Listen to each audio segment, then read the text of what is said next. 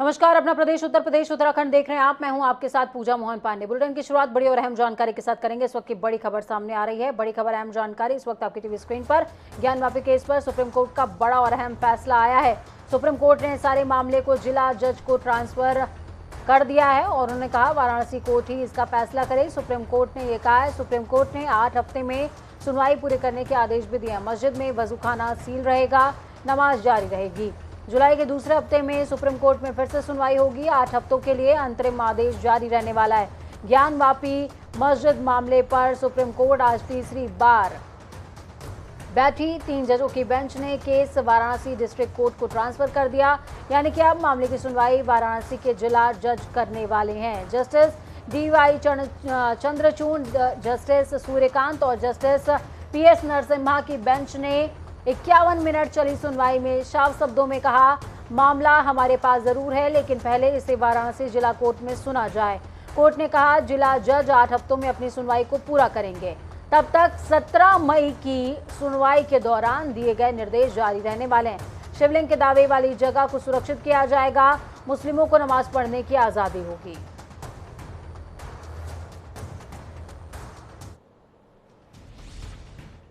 अब आपको बताते हैं कि आखिरकार सुप्रीम कोर्ट में आज क्या हुआ और कोर्ट ने क्या आदेश दिए हैं। ज्ञानवापी मस्जिद मामले में सुप्रीम कोर्ट में जिला जज को ट्रांसफर ये केस कर दिया है। सुप्रीम कोर्ट ने कहा कि जिला जज को 25 साल का अनुभव है। दोनों पक्ष अपनी अपनी दलीलें जिला अदालत में रखें। हम जिला जज को निर्देश नहीं दे सकते हैं। साथ ही सुप्रीम कोर्ट ने यह भी कहा कि मुस्लिम पक्ष के आवेदन पर जल्द ही सुनवाई हो। तो वहीं कोर्ट कमिश्नर की रिपोर्ट लीक होने के मामले में सुप्रीम कोर्ट ने कहा कि सर्वे की रिपोर्ट सार्वजनिक नहीं होनी चाहिए। सर्वे रिपोर्ट सिर्फ और सिर्फ जज के सामने पेश हो।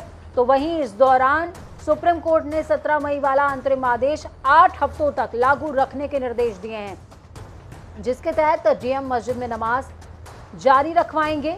मस्जिद में नमाज पढ़ने से रोक नहीं हो सकती है, लेकिन हाँ, वजूखाना जहां पर शिवलिंग की जैसी आकृति मिलने का दावा किया जा रहा है, उस स्थान को सुरक्षित किया जाएगा। इस बात की जिम्मेदारी भी DM की होगी। साथ ही वजू के लिए वैकल्पिक व्यवस्था के लिए भी DM को निर्देशित किया गया है।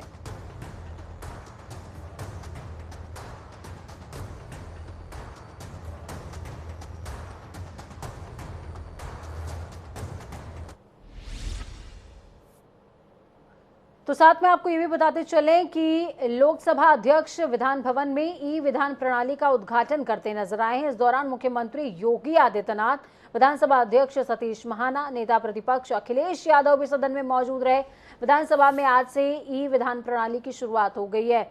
इस कार्यक्रम में विधानसभा अध्यक्ष सतीश महाना और मुख्यमंत्री योगी आदित्यनाथ सहित विपक्ष के दिग्गज और पूर्व जनप्रतिनिधियों ने विधायकों को सदन की कार्यवाही, संसदीय परंपराओं का पाठ पढ़ाया। तो वहीं विधानसभा में प्रबोधन कार्यक्रम के दूसरे दिन यानी कि कल सुबह 11:30 बजे राज्यपाल आनंदीबेन पटेल मुख्य अतिथि के तौर पर समारोह का समापन करेंगी। समापन समारोह में मुख्यमंत्री योगी भी विधायकों को संबोधित करेंगे और इस बार उत्तर प्रदेश की कुल 403 सदस्यों वाली विधानसभा में 128 सदस्य पहली बार निर्वाचित होकर पहुंचे हैं।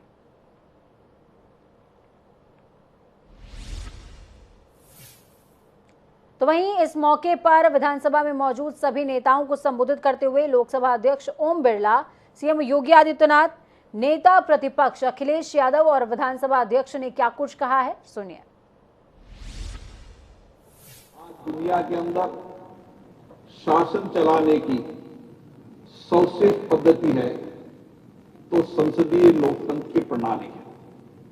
और इसीलिए मैं कह सकता हूं कि इस समय हमारी बड़ी जिम्मेदारी हो जाती है कि हम किस तरीके से इस संसदीय लोकतंत्र के माध्यम से अपने दायित्वों को निभाते हुए जनता की अपेक्षाएं, आकांक्षाएं, विश्वास, भरोसे को कायम रखें। जनता ने बहुत विश्वास के साथ, भरोसे के साथ आपको चुनकर भेजा है और प्रतिनिधि सभा के रूप में आप लाखों लोगों का प्रतिनिधित्व करते हैं। वन नेशन वन एप्लीकेशन के आदरणीय प्रधानमंत्री जी के उस विजन के अनुरूप इस कार्यक्रम को आगे बढ़ा पाएंगे। और मैं धन्यवाद दूंगा कि आज वह सपना साकार हुआ है जब नेशनल ई विधान एप्लीकेशन के साथ ही हमारी पूरी की पूरी ये विधानसभा ई विधान के रूप में बदल करके माननीय सदस्यों के कार्य को और भी सहज और सरल बनाती है। अब आपको बहुत मोटा बैग लेकर के आने की आवश्यकता नहीं पड़ेगी। बहुत बार होता था कि माननीय सदस्य जब सदन में आते थे तो अपने एक सहायक को साथ में लेकर के चलते थे, और बहुत बार तो इस बात को लेकर के सुरक्षा कर्मियों के साथ उनकी बकझक होती थी कि साहब मेरा बैग लेकर के अंदर तक मेरा सहायक जाए। मुझे लगता है कि ई विधान के बाद आपका कार्य और भी सरल होने जा रहा है। जो नए सदस्य हमें दिखाई दे रहे हैं या बहुत सारे ऐसे सदस्य दिखाई दे रहे हैं जो टेक्नोलॉजी से परिचित हैं, ये बहुत सारे माननीय सदस्य ऐसे भी हो सकते हैं जो टेक्नोलॉजी पहली बार देख रहे हो। मैं अध्यक्ष जी से निवेदन करूंगा कि जहां आप पेपरलेस कर रहे हैं, वर्चुअल हमारी विधानसभा शुरू होने जा रही है, वहां हमारे जो पुराने सदस्य हैं उनके हार्ड कॉपी तो रहेगी। और जहां तक ट्रेनिंग की बात है, क्योंकि अब सभी सदस्यों को एक साथ ट्रेनिंग मिलेगी, मैं अध्यक्ष जी से निवेदन करूंगा कि मैं और मुख्यमंत्री जी की अलग कराइए ट्रेनिंग।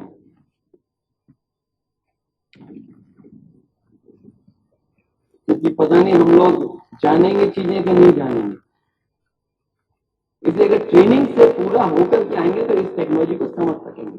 और मुझे खुशी है कि सरकार इस तरफ ध्यान दे रही है। हमारे इस उद्देश्य में देश के सभी विधानमंडलों को भारत सरकार के डिजिटल इंडिया के अंतर्गत एक मिशन मोड पर नेशनल ई विधान एप्लीकेशन के निर्माण किया गया।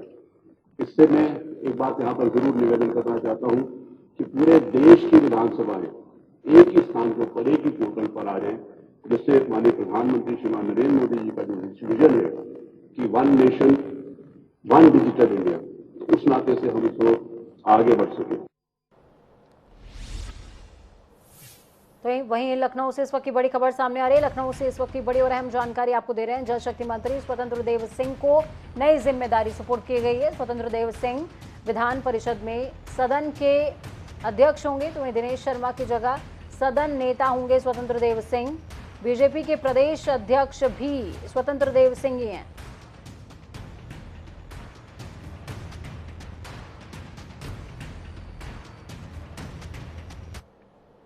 महाराष्ट्र नवनिर्माण सेना के अध्यक्ष राज ठाकरे का अयोध्या दौरा रद्द हो गया है।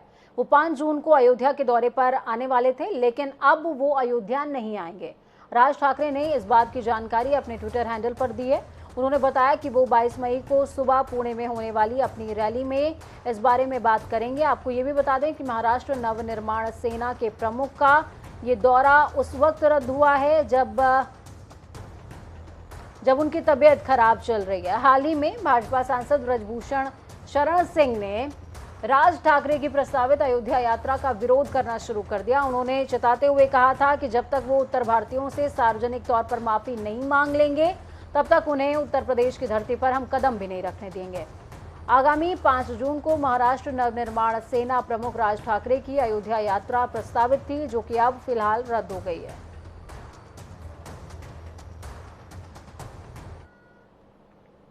राज ठाकरे का अयोध्या दौरा रद्द होने पर कैसरगंज बीजेपी सांसद ने जनता टीवी से खास बातचीत की। उन्होंने कहा कि हमारा दौरा रद्द नहीं होगा, हम अपने 5 लाख कार्यकर्ताओं के साथ 5 जून को अयोध्या में रहेंगे। तो वहीं इस दौरान उन्होंने और क्या कुछ कहा है, सुनिए। हमारे साथ बात करने के लिए मौजूद हैं कैसरगंज से बीजेपी सांसद।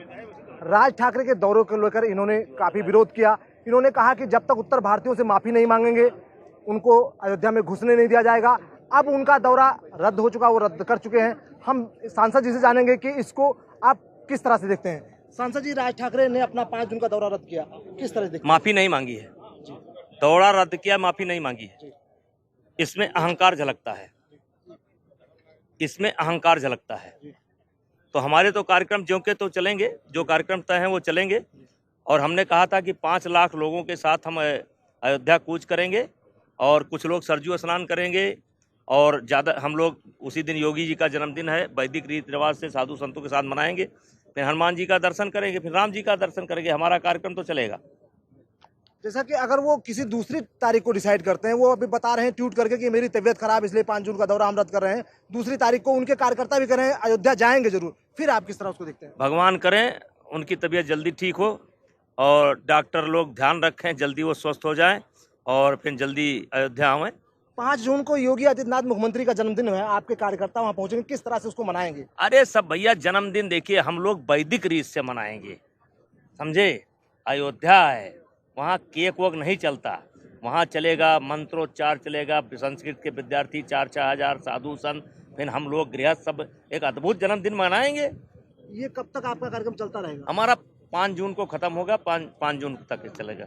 अभी आप सुन रहे थे, ये थे कैसरगंज सांसद ब्रिजभूषण शरण सिंह। इन्होंने कहा कि उत्तर भारतीयों से माफी नहीं मांगे तब तक वो किसी दूसरे भी तारीख को आएंगे, उनको अयोध्या में घुसने नहीं दिया जाएगा।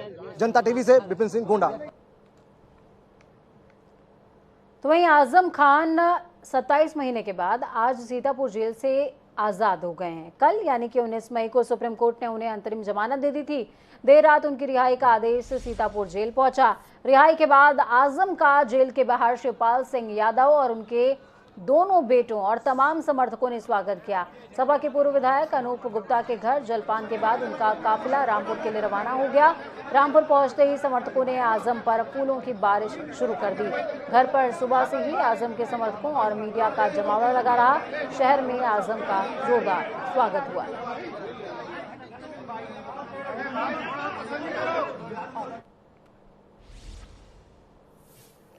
वहीं रामपुर पहुंचने पर आजम खान ने अपने घर में प्रेस कॉन्फ्रेंस की और कई बड़े खुलासे भी किए। आजम खान ने कहा, मुझ पर जबरन जमीन कब्जाने का आरोप लगाया गया है, मैंने करियर में कोई गलत काम नहीं किया।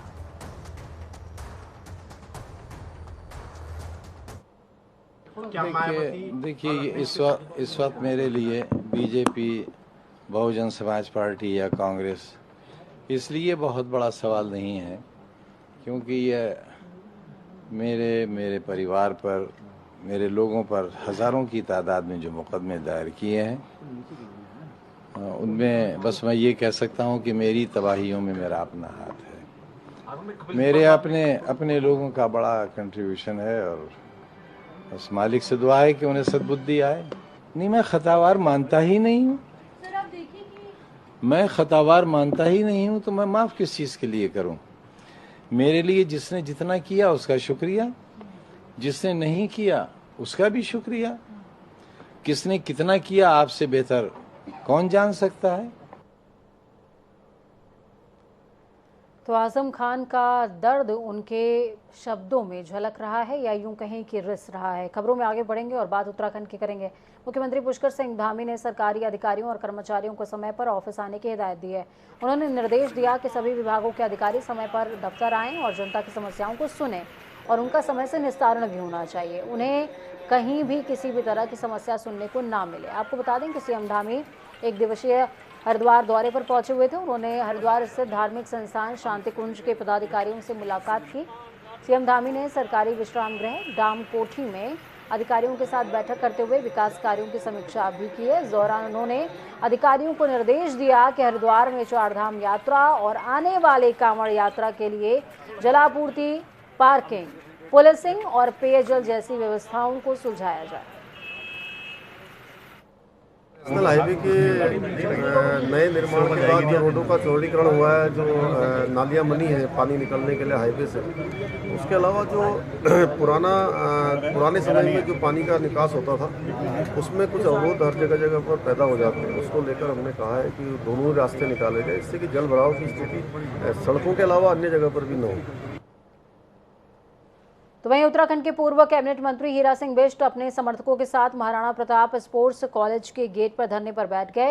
हीरा सिंह बिष्ट को देवभूमि गोल्ड कप क्रिकेट एसोसिएशन के अध्यक्ष पद से हटाकर मदन कोहली को एसोसिएशन का अध्यक्ष बना दिया गया है। इससे नाराज होकर हीरा सिंह बिष्ट अपने सैकड़ों समर्थकों के साथ महाराणा प्रताप स्पोर्ट्स कॉलेज के गेट पर धरने पर बैठ गए। महाराणा प्रताप स्पोर्ट्स कॉलेज में गोल्ड कप क्रिकेट टूर्नामेंट का आयोजन किया जा रहा है। आपको ये बता दें कि आज से देहरादून में 38वें all India gold cup cricket tournament 2022 का आगाज हो चुका है। वहीं हल्द्वानी पहुंचे मुख्यमंत्री के विशेष प्रमुख सचिव अभिनव कुमार ने गौलापार स्थित अंतर्राष्ट्रीय स्टेडियम और स्पोर्ट्स कॉम्प्लेक्स का निरीक्षण किया। इस दौरान खेल विभाग के अधिकारियों को स्टेडियम निर्माण के छूटे हुए कार्यों को पूरा करने के निर्देश दिए गए। उन्होंने अगले 6 महीने के अंदर अंतर्राष्ट्रीय स्टेडियम के अधूरे पड़े कार्यों को पूरा करते हुए उनके संचालन की रूपरेखा तैयार करने को कहा है। अभिनव कुमार ने कहा कि हल्द्वानी में ये स्टेडियम और स्पोर्ट्स कॉम्प्लेक्स कुमाऊं भर के युवा खिलाड़ियों के लिए वरदान साबित होगा। हल्द्वानी का अंतर्राष्ट्रीय स्टेडियम और स्पोर्ट्स कॉम्प्लेक्स 173 करोड़ रुपए की लागत से तैयार किया जा रहा है। साथ ही उन्होंने कहा कि स्टेडियम को निजी हाथों पर दिए जाने पर भी शासन स्तर पर विचार किया जाएगा। लगभग आप जानते हैं लगभग 225 करोड़ रुपए की लागत से ये इंटीग्रेटेड फैसिलिटी डेवलप की जा रही है और इसमें भी कुछ इश्यूज़ हैं, कुछ काम बाकी है यहाँ पर भी और स्टेडियम में भी। तो हमारी कोशिश है कि इसमें जो भी काम बचे हुए हैं अगले 3 से 6 महीने में उसका पैसा सैंक्शन करा के और इस नरेंद्र मोदी सरकार के 8 साल पूरे होने पर भाजपा सेवा सुशासन और गरीब कल्याण कार्यक्रम के रूप में मनाने जा रही है। भाजपा प्रदेश उपाध्यक्ष देवेंद्र भसीन ने बताया कि आगामी 30 मई से 15 जून तक देश भर की तरह उत्तराखंड भी बूथ स्तर पर इस संबंध में कई कार्यक्रमों का आयोजन उसमें किया जाएगा। इस कार्यक्रम में प्रधानमंत्री नरेंद्र मोदी के नेतृत्व में चलाई जा रही योजनाओं का प्रचार प्रसार करते हुए लोगों को जोड़ने का काम भी किया जाएगा।